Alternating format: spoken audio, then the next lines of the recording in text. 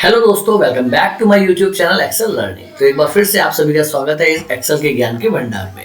तो दोस्तों, जैसा कि मैंने अपनी पिछली वीडियो में बताया था आपको, कंडीशनल फॉर्मेटिंग क्या होता है। किसी भी कंडीशनल बेस्ड डाटा को हाईलाइट करने के लिए जो हम लगाते हैं, तो इसमें बहुत सारे ऑप्शंस थे। मैंने आपको लास्ट वीडियो में ग्रेटर देन, लेस देन और इक्वल टू बताया। तो आज मैं आपको बताने जा रहा हूँ कि एक रेंज मतलब आपको किसी भी डाटा का एक रेंज डिफाइन करना है।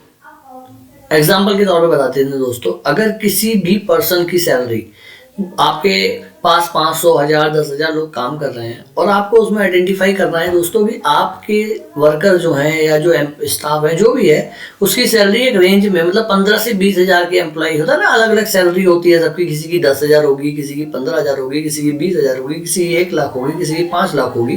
तो आपको ये डिफाइन करना है कि मेरे पास 10,000 से 15,000 की स्लैब में कितने एम्प्लॉय हैं। तो आप चाहते हैं कि वो अलग ही हाईलाइट हो जाए, अलग ही दिख जाए मेरे को।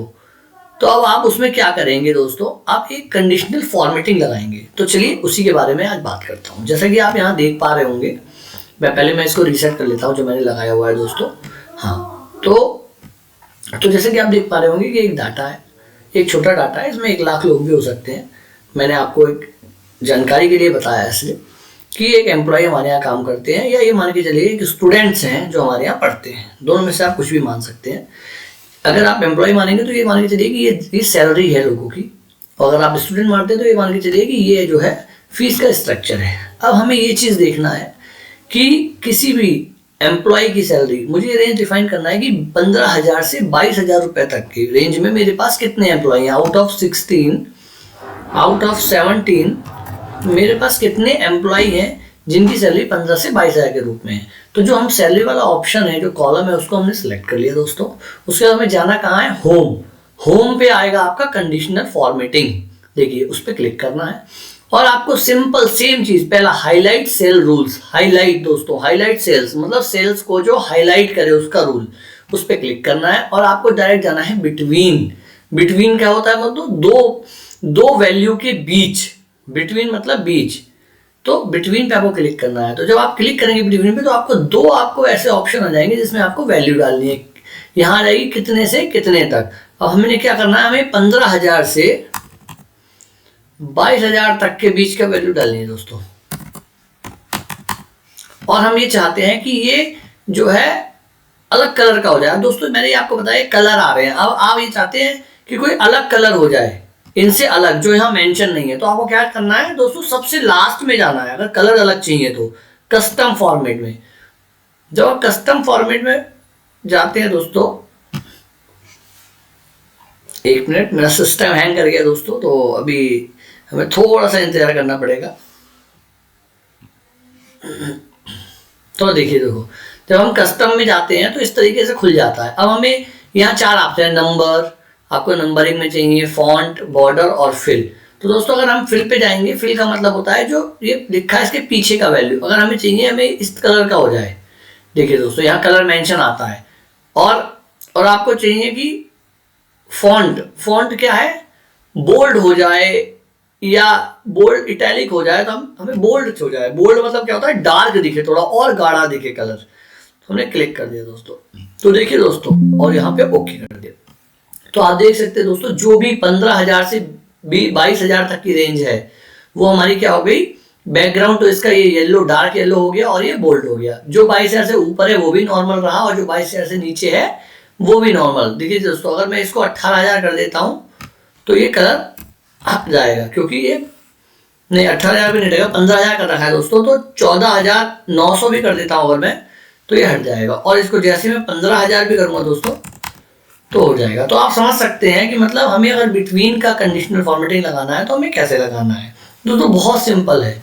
अगर आप इस चीज़ को अपने कंप्यूटर के आगे एक्सेल ओपन करेंगे और मेरे वीडियो को देख के उसको लर्निंग करेंगे, 1-2 बार प्रैक्टिस करेंगे, तो ये बहुत आसान हो जाएगा दोस्तों। मैं आपको बता रहा हूँ एग्जाम्पल के तौर पे, अगर आप किसी लैब में असिस्टेंट है, लैब इन द सेंस जहाँ पे आपकी ब्लड रिपोर्ट टेस्ट होती है, तो दोस्तों वहाँ पे क्या होता है कि हीमोग्लोबिन एक्सेट्रा टेस्ट होते हैं। तो हीमोग्लोबिन का अब मैं मान के चलता हूँ कि किसी भी पुरुष का हीमोग्लोबिन 13 से 17 के बीच चाहिए। तो जैसे मान लीजिए दोस्तों हो गया 13 से लेके 17 के बीच। अब अगर किसी का आता है 12 या किसी का आता है 18, अब आप ये चाहते हैं कि 13 से लेके 17 के बीच में जो आए वो तो ओके आए, लेकिन 13 से 17 के बीच में जो आए मेरा वो ग्रीन हो जाए, तो आप दोस्तों क्या करेंगे, आप लगा देंगे बिटवीन का फॉर्मूला। कंडीशनल फॉर्मेटिंग यहाँ पे जाके दोस्तों आप सिलेक्ट करेंगे। यहाँ पे अगर वैल्यू अगर आपकी आती है जो भी है 13 से ज़्यादा, टॉलरेंस अगर आपकी आती है 15, तो आप ये चाहते हैं कि जो मेरा वो आए ओके वैल्यू देख लूँ मैं, ग्रीन हो जाए कि हाँ ग्रीन आया तो ओके है। तो आपको क्या करना है, सेम कंडीशनल फॉर्मेटिंग में जाके सॉरी यहाँ सिलेक्ट कर, पहले यहाँ को आपको सिलेक्ट करना है जो वैल्यू आई है, कंडीशनल फॉर्मेटिंग में जाके आपको हाईलाइट सेल्स में जाके बिटवीन में जाना है और आपको डाल देना है कि 15 से लेके कितना था दोस्तों, 13 से लेके 17 तक, 13 से लेके 17 डाल देना है। और आपको यहाँ पे सेलेक्ट करके कोई भी कलर, ग्रीन मान लीजिए, ग्रीन सेलेक्ट करना है या कस्टम सेलेक्ट करके जाके चेंज करना है। तो देखिए 2 15, अगर आप यहाँ पे 12 डालेंगे तो नॉर्मल हो जाएगा, मतलब गड़बड़ है, और अगर 18 डालेंगे तो भी। लेकिन अगर आप उसके बीच में डालते हैं दोस्तों, 17 डालते हैं या फिर आप 16 डालते हैं, तो ये देखिए दोस्तों सारा ग्रीन हो जा रहा है।